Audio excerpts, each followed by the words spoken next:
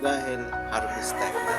Salamat sa Panginoon sa biyaya niyang nagkaloob sa amin na ito po ay amin tinatamasa ngayon ang bunga ng aming mga tanim.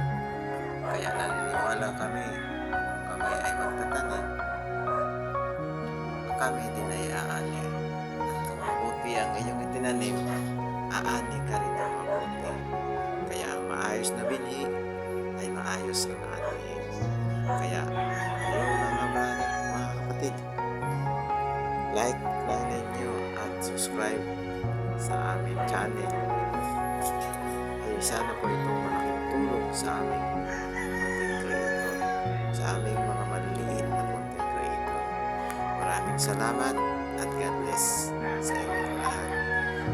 At ito, ang aming munting taniman na ito ay malaking na itutulong sa aming mga kapitbahay. Minsan, nabibili nila at minsan, binibigay din namin ang aming mga ani. Maraming salamat at God bless.